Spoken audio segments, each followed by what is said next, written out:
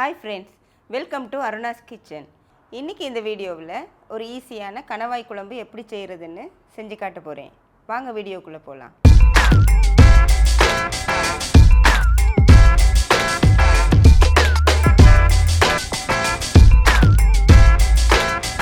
இந்த கணவாய் குழம்பு செய்யறதுக்கு தேவையான பொருட்கள்: கணவாய், வெங்காயம், தண்ணீர், உப்பு, தேங்காய் பால், கறிவேப்பிலை, இஞ்சி, பச்சை மிளகாய், குழம்புத்தூள், தக்காளி, பூண்டு, புளி, எண்ணெய், வெந்தயம், கடுகு, சோம்பு, மிளகு சீரக தூள். இன்றைக்கி நான் கணவாய் குழம்பு ப்ரெஷர் குக்கரில் தான் செய்ய போகிறேன். இப்போ குக்கர் சூடாயிருச்சு. இதில் நான் இன்றைக்கி 4 டேபிள் ஸ்பூன் வெஜிடபிள் ஆயில் சேர்க்குறேன். இப்போ எண்ணெய் நல்லா சூடாயிருச்சு. இதில் தாளிக்கிறதுக்கு 1 டீஸ்பூன் கடுகு, 1 டீஸ்பூன் சோம்பு, 1 டீஸ்பூன் வெந்தயம் சேர்த்துக்கிறேன். இதை கொஞ்சம் கலந்து விட்டுக்கலாம். இப்போ கடுகு வெடித்து கொஞ்சம் பொன்னிறமாக வந்தாச்சு. இதில் நான் 10 பல்லு பூண்டு சேர்த்துக்கிறேன். இந்த பூண்டு நம்ம வெட்ட தேவையில்லை, இப்படியே முழுசாக போட்டுக்கலாம். இப்போ நான் இதில் அரைக்காத சின்ன துண்டு இஞ்சி சேர்த்துக்கிறேன்.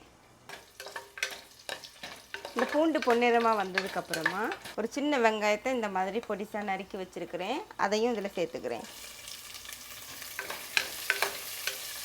இந்த வெங்காயம் வதங்குறதுக்கு நான் ஒரு கொஞ்சமாக உப்பு சேர்த்துக்கிறேன்.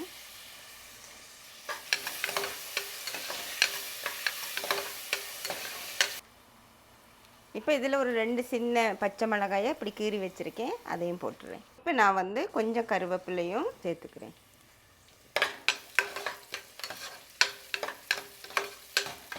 இப்போ வெங்காயம் நல்லா வதங்கிருச்சு. இப்போ இதில் ஒரு சின்ன தக்காளியை இப்படி நறுக்கி வச்சுருக்கிறேன், அதையும் நான் சேர்த்துக்கிறேன்.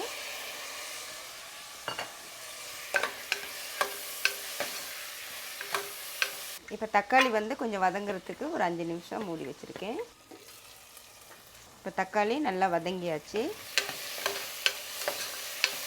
இன்றைக்கி நான் இதில் 1/2 கிலோ கணவாய் எடுத்துருக்கிறேன். இந்த கணவாயை நல்லா இந்த தோல் எடுத்து இந்த மாதிரி நல்லா கட் பண்ணிவிட்டு மஞ்சள் போட்டு நல்லா கழுவி வச்சுருக்கேன்.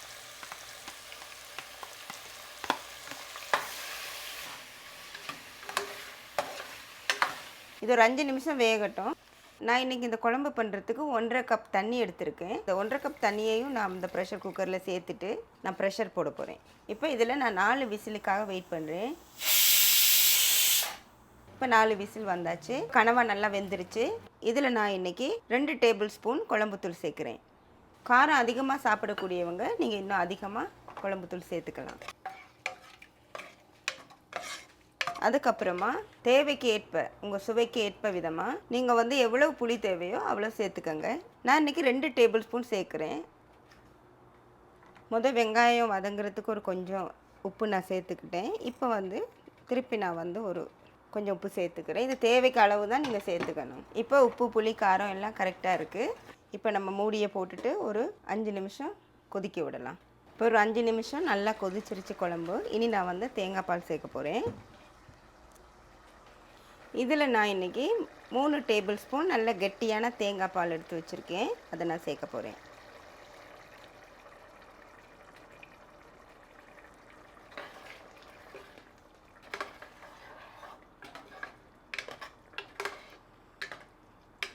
இப்போ குழம்பு நல்லா கொதிச்சிருச்சு, இறக்க போகிறேன். அதுக்கு முன்னாடி வாசனைக்காக 1 டீஸ்பூன் வறுக்காத மிளகு சீரக பவுடர் சேர்க்குறேன்.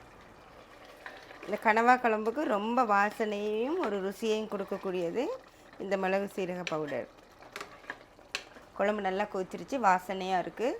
நம்ம ஸ்டவ்வை ஆஃப் பண்ணி இதை இன்னொரு டிஷ்ஷுக்கு மாற்றிடலாம். இப்போ சூப்பரான ருசியான கணவாய் குழம்பு தயாராகிருச்சு.